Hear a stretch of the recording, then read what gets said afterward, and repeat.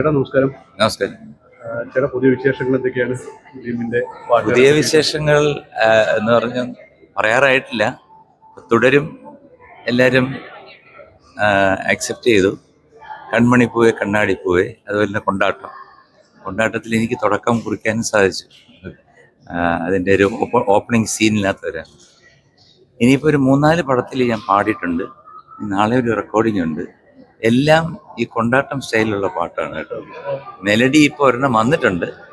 അപ്പോൾ അത് അതിൻ്റെ പടങ്ങളുടെ പേര് ചോദിച്ചാൽ എനിക്ക് അറിഞ്ഞൂടാ കേട്ടോ. കാരണം ഇതിൻ്റെ പേരൊക്കെ പിന്നെ ലാസ്റ്റിലല്ലേ ഒരു മിഡ് പോർഷൻ. അതിൻ്റെ എല്ലാം ഫാസ്റ്റ് നമ്പേഴ്സാണ്. ഒന്നിലൊരു റാപ്പ് വരും. റാപ്പ് വന്നിട്ട് ഒരു സോങ്ങാണ്. ഒന്നൊരു പക്ക അടിപൊളിയാണ്. പിന്നെ ഒന്നൊരു മെലഡി സോങ്, ഞാൻ പറഞ്ഞല്ലോ, ഒരു മെലഡി സോങ്ങിൻ്റെ രീതിയിലുള്ളതാണ്. ഒന്നൊരു തീർത്തും പാത്തോസാണ്. അപ്പം അങ്ങനെ 3-4 പ്രോജക്റ്റ് വരുന്നുണ്ട്. പറയാറായിട്ടില്ല, പാടിക്കഴിഞ്ഞു. ഏത്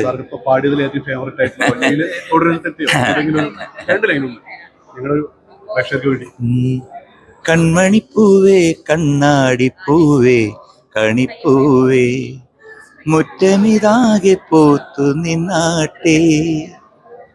ഓക്കെ, ഇതെല്ലാവർക്കും അറിയാമല്ലോ.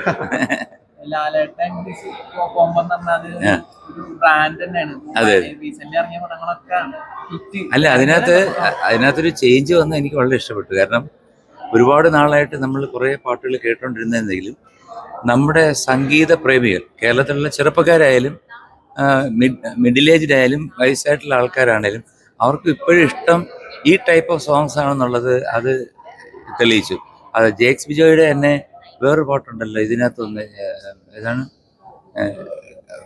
മിന്നൽ വള. അതും നമ്മുടെ പഴയതുപോലെ പഴയ പാട്ടുകളുടെ ശീലം തന്നെയാണ്.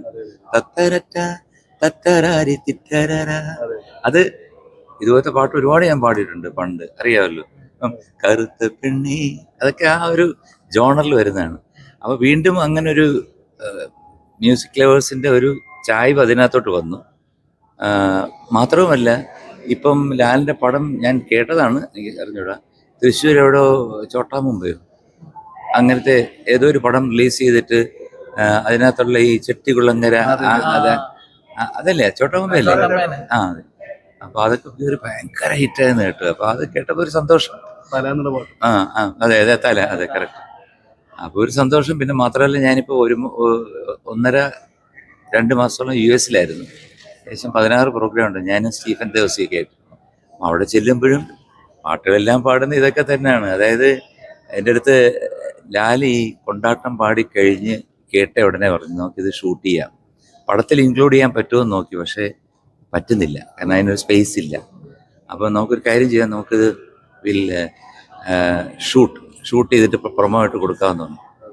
എന്നിട്ട് അടുത്തൊരു വാക്ക് എൻ്റെ അടുത്ത് പറഞ്ഞതെന്ന് വെച്ച് കഴിഞ്ഞാൽ, ഇനി ശ്രീകുട്ടൻ 1 വർഷത്തേക്ക് പാടിയില്ലെങ്കിലും കുഴപ്പമില്ലെന്ന് പറഞ്ഞു. ഞാൻ ചോദിച്ചു, അതെന്താണ് അങ്ങനെ പറയുന്നത്? അപ്പോൾ പറഞ്ഞു, അല്ല, ഇൻട്രോ ആയി, അത് മറ്റേ പഴനിമല മുരുകന പള്ളിവേ ഏതാങ്കണക്ക്, അത്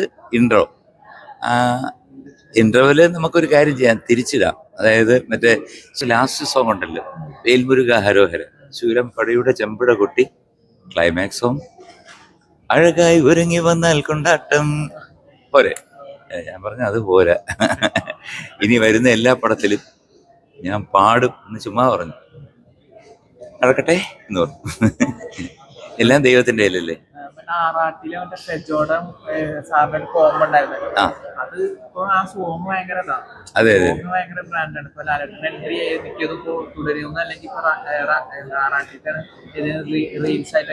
അതെ അതെ, ഞാൻ അധികം കാണാറ്. ഞാൻ പറഞ്ഞില്ലേ, ഞാനിപ്പം ഇവിടെ ക്രൗൺ പ്ലാസയിലാണല്ലോ നിൽക്കുന്നത്. 6 വർഷമായിട്ട് ഞാൻ ഇവിടെ താമസിക്കുന്നത്.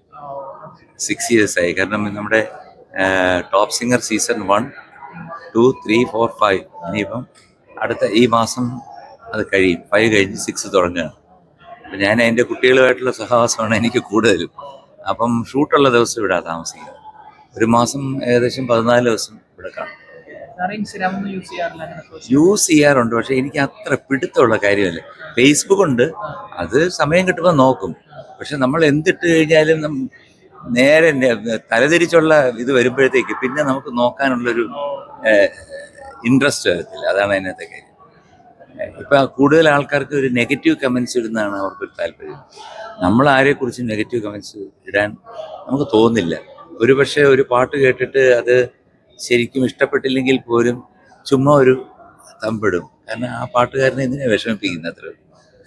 ഓക്കെ സാർ, മറ്റേ ഇതിന്റെ ഒരു വിവാദം ഉണ്ടായത് അത് കെട്ടടങ്ങി പോയല്ലോ അല്ലേ? ഏതാ? നമ്മുടെ തേവരയിലുള്ള ആ ഒരു മറ്റേ മാലിന്യം എന്ന് പറഞ്ഞിട്ടൊരു കുത്തിപ്പൊക്കിക്കൊണ്ടിട്ട് അത് എന്ത് പറ്റുന്ന വെച്ചാൽ എൻ്റെ വീട്ടിലുണ്ടായിരുന്ന ഒരു ടെമ്പററി ആയിട്ട് വന്ന ഒരു സ്ത്രീ, എൻ്റെ വീടിൻ്റെ ഫ്രണ്ടിൽ ഒരു മാവുണ്ട്, അതിനകത്ത് നിന്ന് മാമ്പഴം വീണ് ചെതറി. എന്ന് വെച്ച് കഴിഞ്ഞാൽ അത് ഗവൺമെൻറ്റിൽ കൊടുത്തിട്ട് വീണ്ടും പഞ്ചായത്തിൽ അയച്ചു കൊടുത്തു. പക്ഷെ പഞ്ചായത്തുകാർ 25,000 രൂപ അടിക്കുമെന്ന് വിചാരിച്ചില്ല, 25,000 രൂപ അടിച്ചു. അപ്പോൾ ഇത്രയേ ഉള്ളൂ വീഡിയോ. അപ്പം അത് ഉടനെ തന്നെ ഞാൻ പേ ചെയ്യുകയും ചെയ്തു. അപ്പം അന്ന് വൈകുന്നേരം MP രാജേഷ് വിളിച്ചിരുന്നു, മന്ത്രി വിളിച്ചിട്ട് പറഞ്ഞു ഇതുപോലെ ഇതൊരു റൂളാണ്. ഞാൻ പറഞ്ഞു റൂളൊക്കെ ശരിയാണ്, പക്ഷെ ഒരു മാങ്ങാണ്ടിക്ക് 25,000 രൂപ അടച്ചിരിക്കുന്ന ഈ ലോകത്ത്, അതായത് ഈ ഗ്ലോബില് ആദ്യത്തെ മനുഷ്യനായിരിക്കും. അപ്പം പിറ്റേ ദിവസം എൻ്റെ അടുത്ത് വിളിച്ച് പറഞ്ഞു നിങ്ങളൊരു മാതൃകാ പുരുഷനാണെന്ന്. ഞാൻ പറഞ്ഞു അതെ, കാരണം ഒരു മാങ്ങാണ്ടിക്ക് 25,000 രൂപ കൊടുത്ത ആരും ജീവിതത്തിൽ കാണത്തില്ല. അതിൻ്റെ അടുത്ത ദിവസം വിളിച്ചിട്ട് പറഞ്ഞു മാലിന്യമുക്ത കേരളത്തിന്റെ അംബാസിഡറായിട്ട് നിങ്ങളെ മാറ്റുക. നമ്മൾ സന്തോഷം. ഓക്കെ, പണി തന്ന ശേഷം അല്ലെ തിരിച്ചൊന്ന് അമേരിക്കയിലൊക്കെ ഇതെല്ലാം പറഞ്ഞ് അമേരിക്കയിലെ ആ അപ്പൊ ഇതുമായിട്ട് കമ്പയർ ചെയ്യുമ്പോൾ നമ്മൾ കേരളമായിട്ട് കമ്പയർ ചെയ്യുമ്പോൾ ഇത്തരം പ്രശ്നങ്ങളൊക്കെ അവിടെ എങ്ങനെയാണ്? ഇല്ല, അവിടെ റൂളുണ്ട്.